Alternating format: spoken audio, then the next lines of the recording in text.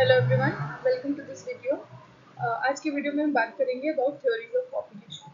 So let's get started. So theories of population. तो जब हमने हमने फैक्टर्स ऑफ प्रोडक्शन पढ़ा तो उसमें हमारा एक फैक्टर होता है लेबर। ओके, सो लेबर जो है उसके कुछ क्वालिटेटिव एस्पेक्ट्स होते हैं, कुछ क्वांटिटेटिव एस्पेक्ट्स होते हैं। ठीक है, अगर हम क्वालिटेटिव एस्पेक्ट्स की बात करें, मतलब एक लेबर है, उसकी क्या क्वालिटीज है, उसकी स्किल क्या है, उसकी एजुकेशन क्या है, उसका मोटिवेशन फॉर वर्क क्या है, अलॉन्ग विथ उसका मेंटल एंड फिजिकल जो भी वेलबींग है या उसका हेल्थ होगा, ये सारी चीज़ें जो आती हैं किया जाएगा qualitative aspect of labour. On the other hand जब हम बात करते हैं about quantitative aspect of labour, तो it includes mainly size of the working population. ठीक है, कितनी क्वांटिटी में लेबर्स जो है जो हमारे वर्क कर रहे हैं, क्या साइज ऑफ लेबर है जो कि वर्क कर रहा है। ठीक है, सो वर्किंग पॉपुलेशन की अगर हम बात करें, तो जो साइज ऑफ वर्किंग पॉपुलेशन होता है उसमें mainly age of 15 years of age से लेके 65 ईयर्स ऑफ एज तक का जो पॉपुलेशन होता है वो उसे कंसिडर किया जाता है द वर्किंग पॉपुलेशन। ओके, सो जब भी हम थ्योरीज ऑफ पॉपुलेशन की बात कर रहे हैं, so it comes under the quantitative aspect of the labour. Then क्यों हम पढ़ रहे हैं थ्योरीज ऑफ पॉपुलेशन? सो जब हम कैरेक्टरिस्टिक्स ऑफ लेबर पढ़ रहे थे, तो उसमें एक कैरेक्टरिस्टिक उनका आता है कि जो सप्लाई ऑफ लेबर है, it is independent of the demand of labour. किस चीज़ पर डिपेंड कर रहा है, कितना सप्लाई होगा लेबर पे, वो डिपेंड करता है पॉपुलेशन का साइज क्या होगा उसके ऊपर, प्लस उसका ग्रोथ, पॉपुलेशन का ग्रोथ किस रेट पे ग्रोथ हो रहा है। ठीक है, जितना किसी इकोनॉमी की पॉपुलेशन ग्रो करेगी, उतने इसका जो लेबर का साइज है, वर्किंग पॉपुलेशन का जो साइज है, वो उतना ही क्या होगा, इंक्रीज होता जाएगा। ठीक है, देन थ्योरीज ऑफ पॉपुलेशन में देखेंगे तो कई सारी थ्योरीज ऑफ पॉपुलेशन है, बट उसमें से जो most important theories of population है वो दो हैं। पहली जो कि माल्थस ने दी थी, जो कि बेस्ड है फूड सप्लाई पे। Okay, on the basis of food supply. Then second one that is on the basis of per capita output. ठीक है, उसे हम कहते हैं ऑप्टिमम थ्योरी। सो ये दोनों थ्योरीज हम इस वीडियो में डिस्कस करेंगे। So let's get started with the first theory, that is Malthusian theory of population. Okay, so first theory is Malthusian theory of population. सो ये जो थ्योरी थी ये दी थी थॉमस रॉबर्ट माल्थस ने, उनकी जो फेमस बुक है an essay on the principles of population में। सो माल्थस की जो थ्योरी थी पॉपुलेशन की, वो काफ़ी पेसिमिस्टिक थ्योरी थी। ठीक है, एक तरीके से निराशावादी टाइप की थ्योरी थी। उन्होंने जो थ्योरी दी उसमें उन्होंने रिलेशनशिप बताया between human population and resources. ठीक है, रिसोर्सेज में भी पर्टिकुलरली वो बात करते थे फूड अवेलेबिलिटी की। तो एक जिस्ट ऑफ थ्योरी ये था कि उनका कहना था कि जो ह्यूमन पॉपुलेशन है वो बहुत ही इंक्रीज करती है बहुत ही फास्टर स्पीड से एज कम्पेयर टू जो फूड का सप्लाई है। ठीक है, जो कैपेसिटी है फूड प्रोडक्शन की वो बहुत स्लो है, और जो ह्यूमंस का रिप्रोड्यूस करने का या ह्यूमन की पॉपुलेशन इंक्रीज करने की जो कैपेसिटी है वो बहुत ज़्यादा फास्ट है। तो इसकी वजह से क्या होता है, देर लॉन्ग रन में अगर हम बात करेंगे तो लॉन्ग रन में एक गैप जो है दोनों के बीच में क्रिएट हो जाता है। ठीक है, रिसोर्स का कंस्ट्रेंट जो है वो क्रिएट हो जाता है। तो उसकी वजह से लॉन्गर पीरियड में या लॉन्गर रन में ये सस्टेनेबल नहीं है। ठीक है, तो उनकी थ्योरी जो है वो थोड़ी सी पेसिमिस्टिक थ्योरी थी। तो जो उनके माल्थुजियन थ्योरी के जो मेजर प्रपोजिशंस हैं कुछ कुछ, उसमें सबसे पहले आता है कि जो साइज ऑफ पॉपुलेशन है, according to this theory the size of population of a country is dependent on the production of food grains. ठीक है, तो जितना ज़्यादा किसी कंट्री में फूड ग्रेन का प्रोडक्शन इंक्रीज होगा, उतनी ज़्यादा उनकी पॉपुलेशन इंक्रीज होगी, और जितना कम फूड ग्रेन का प्रोडक्शन होगा, उनका जो पॉपुलेशन ग्रोथ है वो उतना कम होगा। देन सेकंड पॉइंट इज कि जो पॉपुलेशन इंक्रीज होती है वो ज्योमेट्रिक प्रोग्रेशन से इंक्रीज होती है। सो ज्योमेट्रिक प्रोग्रेशन या फिर अर्थमेटिकली इंक्रीज होती है। तो इसका मतलब था उनका कि जो पॉपुलेशन है वो डबल हो जाती है, कुछ फिक्स्ड इंटरवल पे या रेगुलर इंटरवल्स पे जो पॉपुलेशन है वो डबल हो जाएगी। Then for example once it twice then 4 times then 8 times then 16 then 30 times। ठीक है, सो इट मीन्स उनका एक प्रोडिक्शन क्या था कि जो पॉपुलेशन है हर 25 ईयर्स में इट विल डबल। ठीक है, देन नेक्स्ट फूड प्रोडक्शन के बारे में उनका व्यू था कि जो फूड प्रोडक्शन है वो इंक्रीज होगा अर्थमेटिक प्रोग्रेशन। ठीक है, मतलब एक लीनियर फॉर्म में इंक्रीज होगा 1 2 3 4 5 6 इस तरीके से। ओके, तो उनका कहना था कि जो पॉपुलेशन है वो ऑलमोस्ट डबल हो जाएगी और फूड प्रोडक्शन जो है वो एक लीनियर रेट पे इंक्रीज होगा। तो इसकी वजह से there will be a gap between the availability of resources and जो हमारा पॉपुलेशन है इन द लॉन्ग रन में। Okay, so population increases at a faster rate than food production and population always increases when the means of subsistence increases unless prevented by some powerful checks। ठीक है, तो उनका कहना था ये process जो है वो कंटिन्यू रहेगी unless कि कोई प्रिवेंटिव चेक्स लगाए जाए। प्रिवेंटिव चेक्स मतलब उसमें जो पॉपुलेशन की ग्रोथ है उसमें कोई रोक लगाई जाए, जिसको उन्होंने चेक्स के फॉर्म में इंट्रोड्यूस किया था। ठीक है, तो माल्थस ने अपने थ्योरी में दो तरह के चेक्स इंट्रोड्यूस किए थे। एक होता है प्रिवेंटिव चेक, दूसरा होता है पॉजिटिव चेक।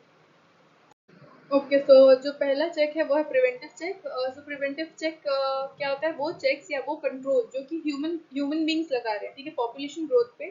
जब ह्यूमन बींग्स कॉन्शियसली कोई कंट्रोल या फिर चेक जो है वो अप्लाई करते हैं, उन्हीं को उन्होंने टर्म किया माल्थस ने एज प्रिवेंटिव चेक्स, ठीक है। प्रिवेंटिव चेक्स में हम क्या कर रहे हैं, साइज ऑफ पॉपुलेशन को हम कम कर रहे हैं बर्थ रेट्स को कम करके। ओके, तो प्रिवेंटिव चेक्स कौन लगाता है, मैन अप्लाई करेंगे खुद से। दूसरा इसमें मेन चीज क्या हो रहा है कि जो बर्थ रेट है उसको हम रिड्यूस कर रहे हैं, तो ये वॉलंटरली अप्लाइड बाय मैन होता है। तो इसके अंदर क्या क्या चीजें आ सकती हैं, इसमें आती है सेलिब्रेसी या लेट मैरिज या सेल्फ कंट्रोल, ठीक है। So these are some of the preventive checks.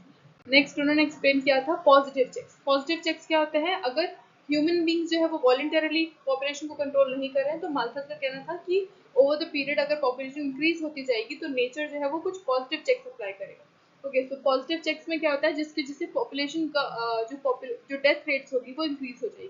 तो यहाँ पे पॉपुलेशन ग्रोथ को रिड्यूस कौन कर रहा है, नेचर रिड्यूस कर रहा है। किस तरीके से इंक्रीज कर रहा है, रिड्यूस कर रहा है, by increasing the death rate, ठीक है। तो पॉजिटिव चेक्स जब भी अगर पॉपुलेशन बहुत ज्यादा बढ़ रही है, उसकी वजह से नेचुरल कैलामिटीज अगर हो रही है, ठीक है, फेमाइंस हो गए, एपिडेमिक्स हो गए, या वॉर होंगी, या अर्थक्वेक्स होंगे, या फ्लड वगैरह होंगे, तो ये सारी चीजें आ जाते हैं पॉजिटिव चेक्स। ओके, तो दो तरह के चेक्स उन्होंने इंट्रोड्यूस किए थे। सो माल्थस की थ्योरी जो थी उसका मेन जो जिस्ट है वो क्या है कि जो ह्यूमन पॉपुलेशन है वो जियोमेट्रिक प्रोग्रेशन के साथ बढ़ती है, और जो फूड फूड है, फूड का प्रोडक्शन है, वो हमारा एक अर्थमेटिक फॉर्म में इंक्रीज होता है या लीनियर फॉर्म में इंक्रीज होता है। अनलेस कि हम उसमें कोई प्रिवेंटिव चेक्स लगा रहे हैं, हमारी पॉपुलेशन जो है इसी तरीके की ग्रो करेगी। तो चेक्स में उन्होंने दो तरह के चेक्स लगाए, positive checks and preventive checks. Preventive checks वो होते हैं जो ह्यूमन खुद से अप्लाई करते हैं, पॉजिटिव चेक्स है जो नेचर अप्लाई कर रही है, जिससे कि जिसमें कि सारी नेचुरल कैलेमिटीज वगैरह जो है वो सारी चीजें इंक्लूडेड होती हैं। सो माल्थस की थ्योरी जो है, although it was a popular theory, but इसको बहुत ज़्यादा क्रिटिसिज्म मिला कुछ पर्टिकुलर पॉइंट्स में, ठीक है। तो पहला पॉइंट है जैसे कि इसमें टेक्नोलॉजिकल एडवांसमेंट की। माल्थस ने अपनी जो थ्योरी है उसको सिर्फ फूड प्रोडक्शन और पॉपुलेशन के टर्म्स में उन्होंने एक्सप्लेन कर दिया, बट उन्होंने over the period long run में जो भी टेक्नोलॉजीज इवॉल्व होंगी, नया रेवोल्यूशन आएगा, उस सबको उन्होंने कंसिडर नहीं किया, ठीक है। जैसे ग्रीन रेवोल्यूशन हो गया, तो ये सारे एडवांसेस अगर होंगे, अगर ओवर द पीरियड नया टेक्नोलॉजी डेवलप होगा, उसकी वजह से फूड प्रोडक्शन जो है वो इंक्रीज हो सकता था, बट ये सारे कॉन्सेप्ट जो है माल्थस ने अपनी थ्योरी में कंसिडर नहीं किए।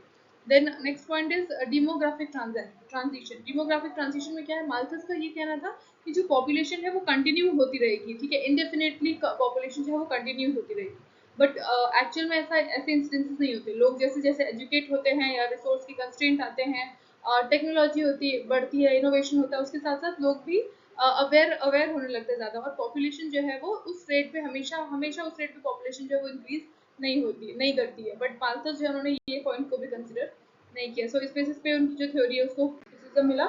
देन नेक्स्ट कि उन्होंने बहुत ही ज़्यादा निराशावाद थ्योरी अपनी जो है ये सजेस्ट की थी, ठीक है। उनका मानना था कि अगर रिसोर्सेज पे कंस्ट्रेंट आएंगे, उसके बाद भी जो ह्यूमंस हैं वो उसको पैसिवली रिएक्ट करेंगे, ठीक है, वो उस चीज़ को इतना कंसिडर नहीं करेंगे, और ह्यूमन पॉपुलेशन जो है वो हमेशा इंक्रीज होती रहेगी।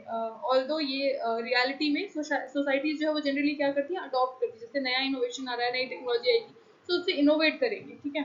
एंड देन नेक्स्ट उनको क्रिटिसाइज किया था on the basis of over emphasis on the food supply. Okay, so बहुत सारे फैक्टर्स हैं, बहुत सारे रिसोर्सेज हैं जो कि अफेक्ट करते हैं किसी भी कंट्री की, किसी भी पॉपुलेशन को, बट माल्थस की जो थ्योरी थी उसमें पूरा जो उनका जो कंसंट्रेशन था that is only on food supply. So इस बेसिस पे भी उनकी थ्योरी है उसको बहुत ज़्यादा क्रिटिसाइज किया गया।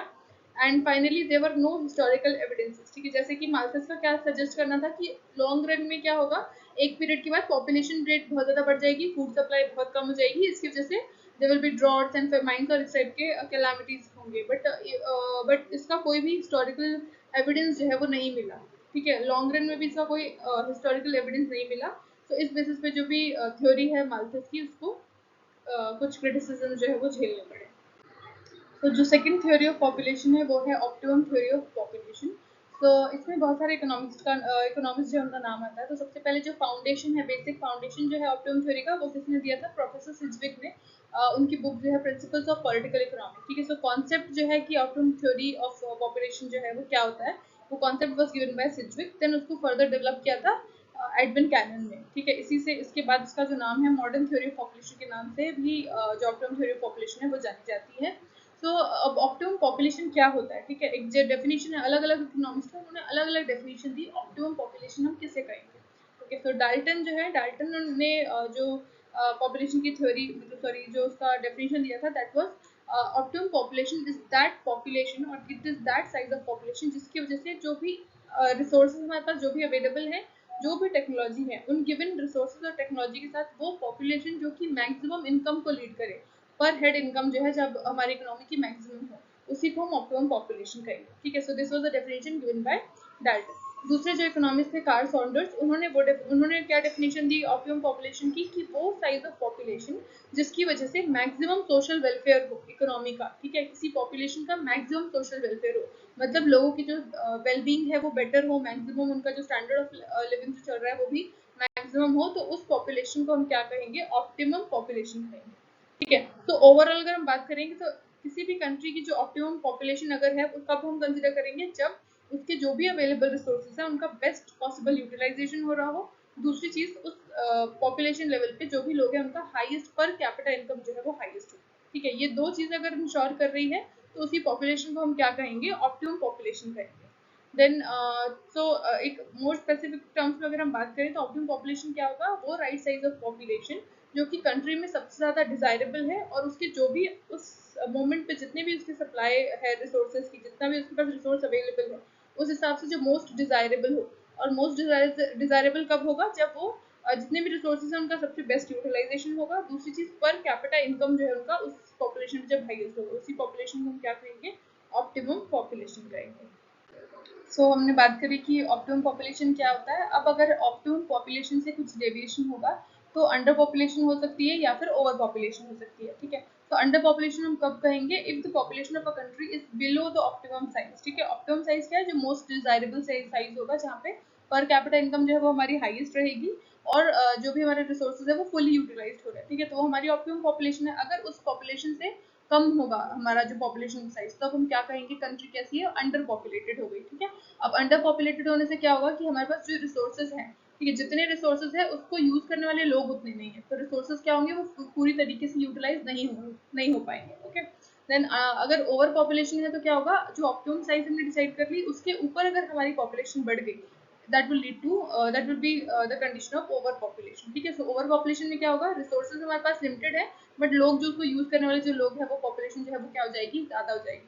सो it will lead to productivity जो है वो गिरेगी, प्लस जो लोगों का स्टैंडर्ड ऑफ लिविंग है that will also fall, and plus per capita income जो है वो भी क्या हो जाएगा, बहुत ज्यादा कम हो जाएगा। तो इसको हम एक फिगर के थ्रू अगर समझेंगे तो ये फिगर जो हम देख रहे हैं इसमें ये यहाँ पे शो कर रहा है कि हमारी किस तरीके से पॉपुलेशन इंक्रीज कर रही है, then it reaches to the point of optimum population then decreases, ठीक है।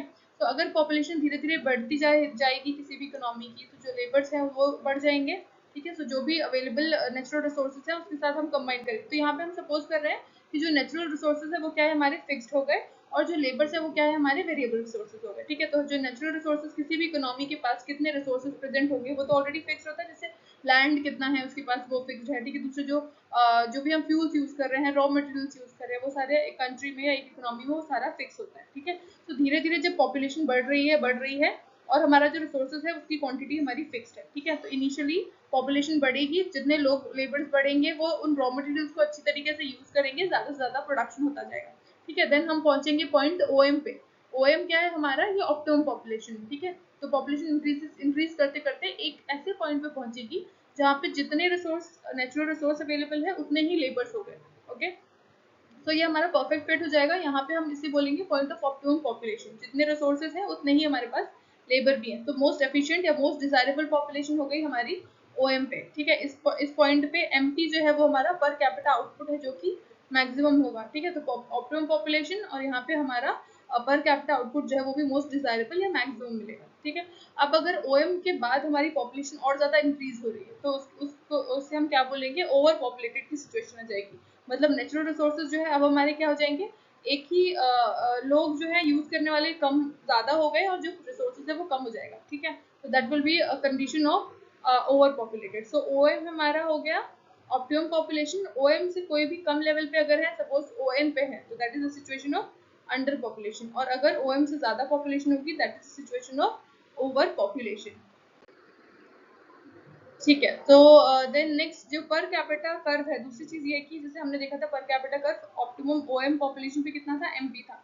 ठीक है। अब धीरे धीरे जब हम कोई भी सोसाइटी है वो डेवलप करती है तो टेक्नोलॉजीज उसमें बढ़ती हैं, रिसोर्सेज उनके इंक्रीज हो रहे हैं, क्योंकि टेक्नोलॉजी की वजह से रिसोर्स अगर इंक्रीज हो रहे हैं तो उसकी वजह से क्या होता है, जो ऑप्टिमम पॉपुलेशन है वो भी, उसका जो लेवल है वो भी क्या हो जाता है, शिफ्ट हो जाता है। ठीक है। हमेशा वो एक ही फिक्स जो है ऑप्टिमम पॉपुलेशन नहीं रहेगा। ओवर द पीरियड जैसे टेक्नोलॉजी होगी, टेक्नोलॉजी डेवलप करेगी तो जो पॉपुलेशन का जो शिफ्ट है वो भी हो जाता है। तो ये जो कर्व हमारा फिगर 2 जो है वो शो कर रहा है shift in the optimum population की। टेक्नोलॉजी में एडवांसमेंट हो रही है तो इनिशियली हमारा जो ऑप्टिमम पॉपुलेशन थी वो कितनी थी, ओएम थी, और उसके करस्पॉन्डिंग जो हमारा आइडियल आउटपुट था वो कितना था, एमपी था। ठीक है। बट जब सोसाइटी हमारी डेवलप करेगी तो उसकी वजह से उसमें शिफ्ट आएगा। तो हम देख रहे हैं यहाँ से ओएम से ओएम डैश हो गया and then OM double dash हो गया। ठीक है। तो size of population, optimum population जो है वो भी इंक्रीज होता है ओवर द पीरियड। तो ये फिगर हमें वो शो कर रहा है। देन तो हमेशा इकोनॉमी में क्या है, हमेशा ऑप्टिमम पॉपुलेशन तो रहेगी नहीं, there will be always be changes. तो कभी अंडर पॉपुलेटेड की सिचुएशन होगी, कभी कभी ओवर पॉपुलेटेड की सिचुएशन होगी। ठीक है। इसे हम क्या कहते हैं, माल एडजस्टमेंट कहते हैं। तो इसको जज करने के लिए कि जो हमारी एक्चुअल पॉपुलेशन है वो ऑप्टिमम पॉपुलेशन से उसमें कितना वेरिएशन आ रहा है, कितना हम अंडर पॉपुलेटेड की तरफ है या कितना हम ओवर पॉपुलेटेड की तरफ है, तो उसको कैलकुलेट करने के लिए डाल्टन ने एक फॉर्मूला दिया था। ठीक है। इसे हम कहते हैं जो एक्सटेंट ऑफ डेविएशन है, डेविएशन किस चीज से डेविएशन हो रहा है यहाँ पे, ऑप्टिमम पॉपुलेशन। ऑप्टिमम पॉपुलेशन क्या है, जो हमें maximum per unit of income जो है वो मैक्सिमम दे रही है, जहाँ पे हमारे रिसोर्सेज है वो एकदम परफेक्ट यूटिलाइज हो रहा है। ठीक है। वो पॉपुलेशन है ऑप्टिमम पॉपुलेशन। अब उससे हम कितना डेविएट हो रहे हैं, कितना हम इधर उधर मूव कर रहे हैं उससे। ठीक है। जिसे हम माल एडजस्टमेंट कहते हैं। उसको कैलकुलेट करने के लिए डाल्टन ने जो फॉर्मूला दिया था, that is m is equals to a minus o upon o। यहाँ पे a क्या है, दिस इज एक्चुअल पॉपुलेशन। ठीक है। जो अभी इस मोमेंट पे है किसी इकोनॉमी की। o is the optimum population. Okay. So ये फॉर्मूला के हिसाब से इसकी रेंज क्या है, अगर हमारा m जो है, जब हम इसकी कैलकुलेशन कर रहे हैं, अगर m जो है वो नेगेटिव आता है, नेगेटिव आ रहा है, इसका मतलब उस कंट्री, वो कंट्री जो है वो कैसी है, अंडर पॉपुलेटेड है। अगर m की वैल्यू 0 आ रहा है, इसका मतलब वो जो कंट्री है उसमें जो पॉपुलेशन है वो ऑप्टिमम पॉपुलेशन है। अगर m की वैल्यू जो है वो पॉजिटिव आती है, इसका मतलब क्या हो जाएगा, जो कंट्री होगी वो हमारी ओवर पॉपुलेटेड है। तो इसको एग्जाम्पल के थ्रू अगर हम समझेंगे, किसी कंट्री की जो एक्चुअल पॉपुलेशन है वो 40 करोड़ से, और उसकी जो ऑप्टिमम, सॉरी 80 करोड़ से, और उसकी जो ऑप्टिमम पॉपुलेशन है वो 40 करोड़ से। ठीक है। तो इसे हम कैसे कैलकुलेट करेंगे, एक्चुअल कितना है 80, सो 80 माइनस 40 डिवाइडेड बाय 40, तो ये कितना आ गया हमारा 1। ठीक है। तो 1 कैसी है, पॉजिटिव वैल्यू, इसका मतलब वो कंट्री कैसी हो गई, ओवर पॉपुलेटेड। ठीक है। सो ये जो फॉर्मूला है किस चीज़ का है, माल एडजस्टमेंट का, कि कितना वेरिएशन हो रहा है ऑप्टिमम पॉपुलेशन से किसी भी कंट्री का। ये फॉर्मूला हमें किसने दिया था, डाल्टन ने दिया था। सो जो ऑप्टिमम थ्योरी ऑफ पॉपुलेशन है उसका भी कुछ क्रिटिसिज्म हुआ, लाइक माल्थुजियन थ्योरी। सो इसमें पहली चीज़ क्या हुआ, सबसे मेन जो इसमें दिक्कत आई थ्योरी में, वो क्या है कि ऑप्टिमम साइज होगा क्या किसी पॉपुलेशन का, उसको एस्टिमेट करना जो है वो किसी भी कंट्री के लिए वो बहुत ही डिफिकल्ट था। ठीक है। उसका जो कैलकुलेशन है वो प्रैक्टिकली पॉसिबल नहीं है। दूसरी चीज़ की जैसे हमने देखा कि वहाँ पे शिफ्ट होता है, जैसे जैसे टेक्नोलॉजी इंक्रीज हो रही है, नेचुरल रिसोर्सेज, कैपिटल रिसोर्सेज किसी कंट्री के चेंज होते हैं, तो जो ऑप्टिमम पॉपुलेशन है वो भी चेंज होती रहती है। ठीक है। तो पहला there is difficulty in calculation, और अगर हमने कैलकुलेट कर भी लिया तो ओवर द पीरियड जो है जो ऑप्टिमम पॉपुलेशन का लेवल होता है वो भी क्या हो जाता है, चेंज होता है। तो इस बेसिस पे इस थ्योरी को कुछ क्रिटिसिज्म किए गए थे। Okay. So this is all about optimum theory of population and Malthusian theory of population. So Malthusian ने अपनी जो भी theory of population है वो दी थी on the basis of food supply, कि फूड सप्लाई जो है वो रेगुलेट कर रहा है कि पॉपुलेशन किस तरीके से कंट्री की या किसी भी इकोनॉमी की चेंज हो जाती है। दूसरा है ऑप्टिमम थ्योरी ऑफ पॉपुलेशन, जो कि उन्होंने पर कैपिटा इनकम के बेसिस पे अपनी थ्योरी दी थी। तो दोनों जो थ्योरीज है उनके कुछ प्रोज हैं और कुछ कॉन्स हैं। So this was all about theory of population. I hope ये सबको समझ में आया होगा। So thank you.